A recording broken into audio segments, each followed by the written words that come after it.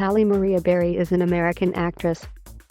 Berry won the Academy Award for Best Actress for her performance in the romantic drama film Monsters Ball, becoming the only woman of African American descent to have won the award. Before becoming an actress, Berry was a model and entered several beauty contests, finishing as the first runner-up in the Miss USA pageant and coming in 6th in the Miss World 1986. Her breakthrough film role was in the romantic comedy Boomerang, alongside Eddie Murphy, which led to roles in films such as the family comedy The Flintstones, the political comedy drama Bulworth, and the television film introducing Dorothy Dandridge, for which she won a Primetime Emmy Award and a Golden Globe Award. In addition to her Academy Award, Berry garnered high-profile roles in the 2000s, such as Storm in X-Men, the thrillers Swordfish and Gothika, and the spy film Die Another Day, where she played Bond girl Jinx. She then appeared in the X-Men sequels, X2 and X-Men: The Last Stand. In the 2010s, she has featured in the science fiction film Cloud Atlas, the crime thriller The Call, and the action films X-Men: Days of Future Past, Kingsman, The Golden Circle, and John Wick: Chapter 3, Parabellum. Berry was one of the highest-paid actresses in Hollywood during the 2000s, and has been involved in the production of several of the films in which she performed. Berry is also a Revlon spokesmodel. She was formerly married to baseball player David Justice, singer-songwriter Eric Benet, and actor Olivier Martinez. She has a child each with Martinez and model Gabrielle Aubry.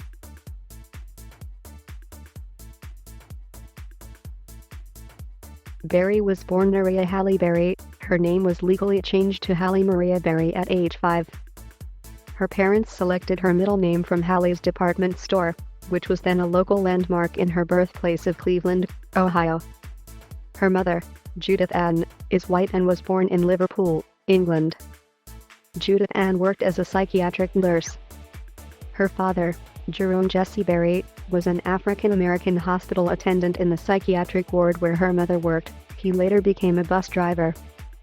Berry's parents divorced when she was 4 years old. She and her older sister, Heidi Berry Henderson, were raised exclusively by their mother. Berry has said in published reports that she has been estranged from her father since her childhood, noting in 1992, "I haven't heard from him since. Maybe he's not alive." Her father was very abusive to her mother. Berry has recalled witnessing her mother being beaten daily, kicked downstairs and hit in the head with a wine bottle. Berry grew up in Oakwood, Ohio, and graduated from Bedford High School, where she was a cheerleader, honor student, editor of the school newspaper, and prom queen.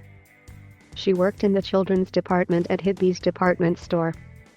She then studied at Cuyahoga Community College. In the 1980s, she entered several beauty contests, winning Miss Teen All-American in 1985 and Miss Ohio USA in 1986. She was the 1986 Miss USA first runner-up to Christy Fickner of Texas. In the Miss USA 1986 pageant interview competition, she said she hoped to become an entertainer or to have something to do with the media. Her interview was awarded the highest score by the judges. She was the first African-American Miss World entrant in 1986, where she finished 6th, and Trinidad and Tobago's Giselle Larond was crowned Miss World. According to the current biography yearbook, Berry pursued a modeling career in New York. Berry's first weeks in New York were less than auspicious. She slept in a homeless shelter and then in a YMCA.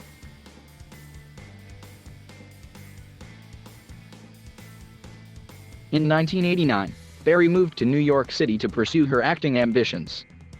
During her early time there, she ran out of money and had to live briefly in a homeless shelter.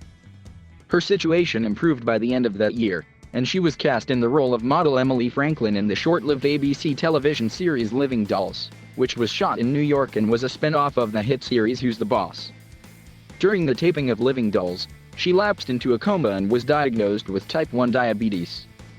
After the cancellation of Living Dolls, she moved to Los Angeles. She went on to have a recurring role on the long-running primetime serial Knots Landing. Berry's film debut was in a small role for Spike Lee's Jungle Fever, in which she played Vivian, a drug addict. That same year, Berry had her first co-starring role in Strictly Business. In 1992, Berry portrayed a career woman who falls for the lead character played by Eddie Murphy in the romantic comedy Boomerang. The following year, she caught the public's attention as a headstrong biracial slave in a TV adaptation of Queen, the story of an American family, based on the book by Alex Haley. Berry was in the live-action Flintstones movie playing the part of Sharon Stone, a sultry secretary who seduced Fred Flintstone. Berry tackled a more serious role, playing the former drug addict struggling to regain custody of her son and losing Isaiah, starring opposite Jessica Lange. She portrayed Sandra Beecher in Raise the Sun, which was based on a true story, shot in Australia, and co-starred alongside Kurt Russell in Executive Decision. Beginning in 1996, she was a Revlon spokeswoman for 7 years and renewed her contract in 2004. She starred alongside Natalie Desselle Reid in the 1997 comedy film BAP*S. In 1998, Berry received praise for her role in Bulworth as an intelligent woman raised by activists who gives a politician a new lease on life.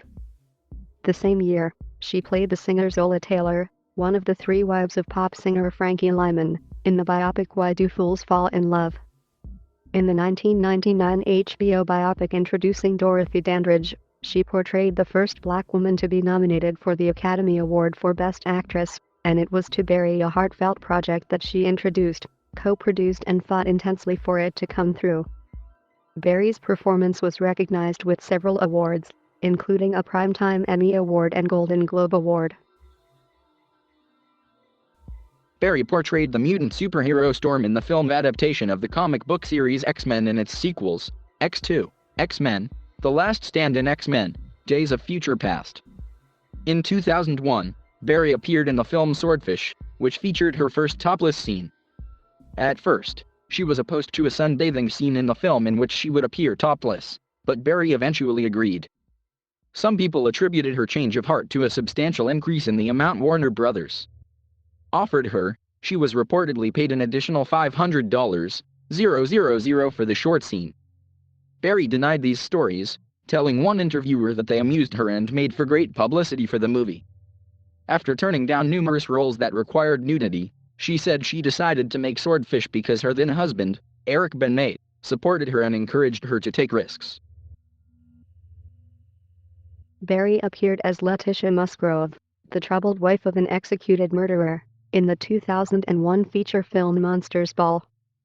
Her performance was awarded the National Board of Review and the Screen Actors Guild Award for Best Actress. In an interesting coincidence, she became the first woman of color to win the Academy Award for Best Actress.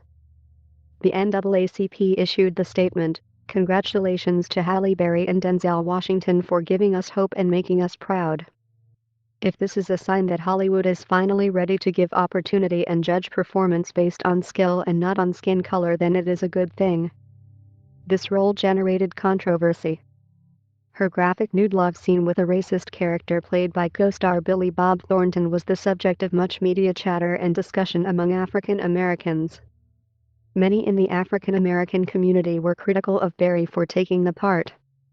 Berry responded, "I don't really see a reason to ever go that far again. That was a unique movie. That scene was special and pivotal and needed to be there, and it would be a really special script that would require something like that again." Berry asked for a higher fee for Revlon advertisements after winning the Oscar. Ron Perelman, the cosmetics firm's chief, congratulated her, saying how happy he was that she modeled for his company. She replied, "Of course, you'll have to pay me more." Perelman stalked off in a rage. In accepting her award, she gave an acceptance speech honoring previous Black actresses who had never had the opportunity. She said, "This moment is so much bigger than me. This is for every nameless, faceless woman of color who now has a chance tonight because this door has been opened."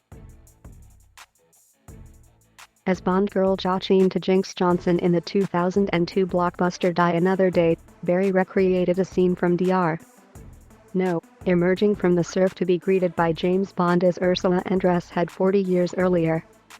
Lindy Hemming, costume designer on Die Another Day, had insisted that Berry wear a bikini and knife as a homage. Berry has said of the scene, "It's splashy, Exciting, sexy, provocative, and it will keep me still out there after winning an Oscar.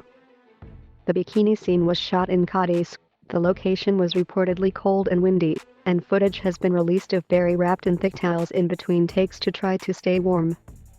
According to an ITV News poll, Jinx was voted the fourth toughest girl on screen of all time. Berry was hurt during filming when debris from a smoke grenade flew into her eye. It was removed in a 30-minute operation. After Berry won the Academy Award, rewrites were commissioned to give her more screen time for X2. She starred in the psychological thriller Gothica opposite Robert Downey, Jr.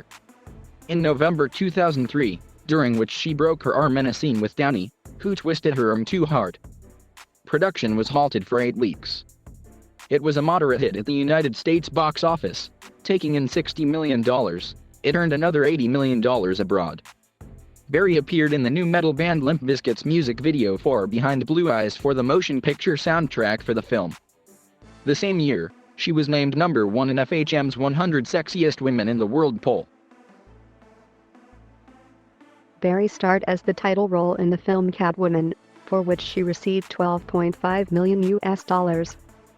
An over $100 million movie, it grossed only $17 million on its first weekend, and is widely regarded by critics as one of the worst films ever made.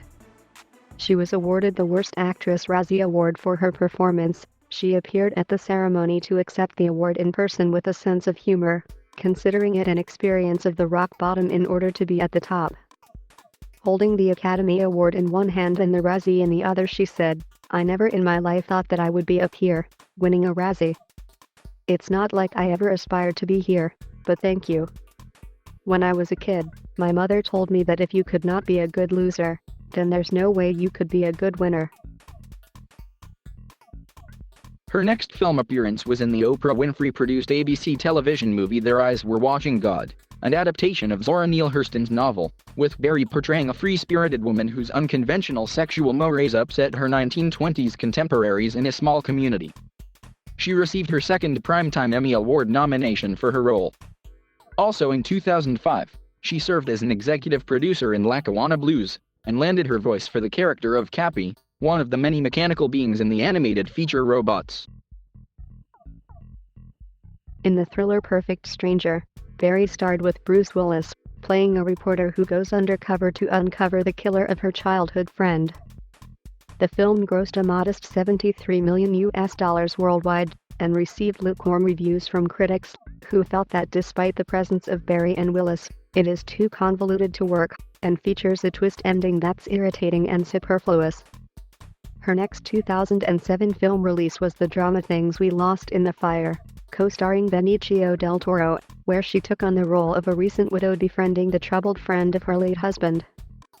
The film was the first time in which she worked with a female director, Danish Suzanne Bier, giving her a new feeling of thinking the same way, which she appreciated.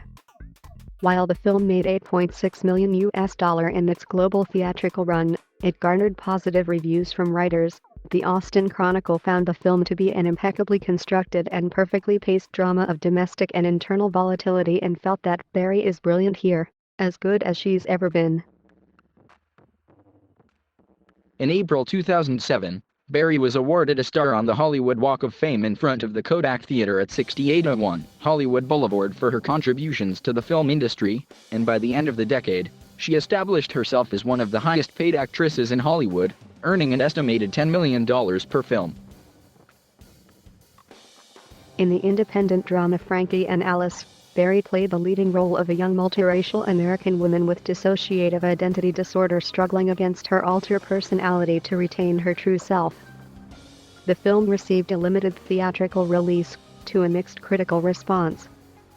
The Hollywood Reporter nevertheless described the film as a well-wrought psychological drama that delves into the dark side of one woman's psyche and found Berry to be spellbinding in it.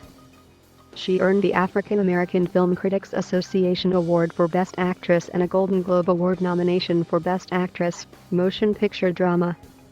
She next made part of a large ensemble cast in Gary Marshall's romantic comedy New Year's Eve, with Michelle Pfeiffer, Jessica Biel, Robert De Niro, Josh Duhamel, Zac Efron, Sarah Jessica Parker, and Sofia Vergara, among many others. In the film, she took on the supporting role of a nurse befriending a man in the final stages. While the film was panned by critics, it made $142 million worldwide. In 2012, Berry starred as an expert diver tutor alongside then-husband Oliver Martinez in the little-scene thriller Dark Tide, and led an ensemble cast opposite Tom Hanks and Jim Broadbent in the Wachowskis' epic science fiction film Cloud Atlas, with each of the actors playing 6 different characters across a period of 5 centuries. Budgeted at $128.8 million, Cloud Atlas made $130.4 million worldwide, and garnered polarized reactions from both critics and audiences. Berry appeared in a segment of the independent anthology comedy movie 43, which the Chicago Sun-Times called the Citizen Kane of Awful. Berry found greater success with her next performance, as a 9-1-1 operator receiving a call from a girl kidnapped by a serial killer, in the crime thriller The Call. Berry was drawn to the idea of being a part of a movie that was so empowering for women. We don't often get to play roles like this, where ordinary people become heroic and do something extraordinary. Manala Dargis of the New York Times found the film to be an effectively creepy thriller, while reviewer Dwight Brown felt that the script gives Berry a blue-collar character she can make accessible, vulnerable, and gutsy. The Call was a sleeper hit, grossing $68.6 million around the globe. In 2014, Berry signed on to star and serve as a co-executive producer in CBS drama series Extant, where she took on the role of Molly Woods, an astronaut who struggles to reconnect with her husband and android son after spending 13 months in space. The show ran for 2 seasons until 2015, receiving largely positive reviews from critics. USA Today remarked, "She brings a dignity and gravity to Molly, a projected intelligence that allows you to buy her as an astronaut and to see what has happened to her as frightening rather than ridiculous. Berry's all in, and you float along." Also in 2014, Berry launched a new production company, 606 Films, with producing partner Elaine Goldsmith Thomas. It is named after the Anti-Paparazzi Bill, SB 606, that the actress pushed for and which was signed into law by California Governor Jerry Brown in the fall of 2013. The new company emerged as part of a deal for Berry to work in Extant. In the stand-up comedy concert film Kevin Hart, What Now?, Berry appeared as herself, opposite Kevin Hart, attending a poker game event that goes horribly wrong. Kidnap, an abduction thriller Berry filmed in 2014, was released in 2017. In the film, she starred as a diner waitress tailing a vehicle when her son is kidnapped by its occupants. Kidnap grossed $34 million and garnered mixed reviews from writers, who felt that it strays into poorly scripted exploitation too often to take advantage of its pulpy premise or the still impressive talents of. She next played an agent employed by secret American spy organization in the action comedy sequel Kingsman: The Golden Circle, as part of an ensemble cast, consisting of Colin Firth, Taron Egerton, Mark Strong, Julianne Moore, and Elton John. While critical response towards the film was mixed, it made $414 million worldwide. Alongside Daniel Craig, Berry starred as a working-class mother during the 1992 Los Angeles riots in Denise Gamzer-Given's drama Kings. The film found a limited theatrical release following its initial screening at the Toronto International Film Festival, and as part of an overall lukewarm reception, Variety noted, "It should be said that Berry has given some of the best and worst performances of the past quarter century, but this is perhaps the only one that swings to both extremes in the same movie." She played Sophia, an assassin, in the film John Wick, Chapter 3, Parabellum, which was released on May 17, 2019 by Lionsgate. Berry competed against James Corden in the first rap battle on the first episode of TBS's Drop the Mic, originally aired on October 24, 2017. She currently serves as executive producer of the BET television series Boomerang, based on the film in which she starred. The series premiered February 12, 2019.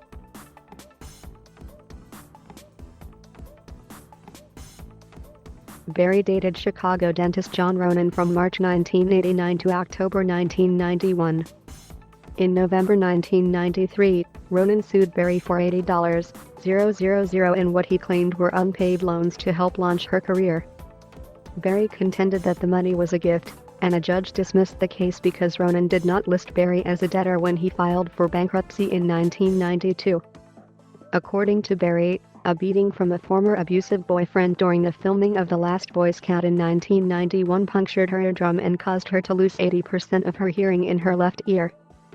Berry has never named the abuser but has said that he is someone well known in Hollywood. In 2004, former boyfriend Christopher Williams accused Wesley Snipes of being responsible for the incident, saying, "I'm so tired of people thinking I'm the guy." Wesley Snipes busted her eardrum, "Not me." Berry first saw baseball player David Justice on TV playing in an MTV Celebrity Baseball game in February 1992. When a reporter from Justice's hometown of Cincinnati told her that Justice was a fan, Berry gave her phone number to the reporter to give to Justice. Berry married Justice shortly after midnight on January 1, 1993. Following their separation in February 1996, Berry stated publicly that she was so depressed that she considered taking her own life. Berry and Justice were officially divorced on June 24, 1997.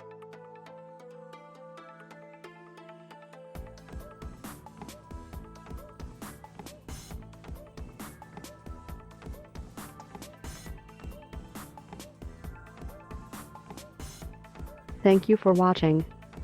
Please subscribe.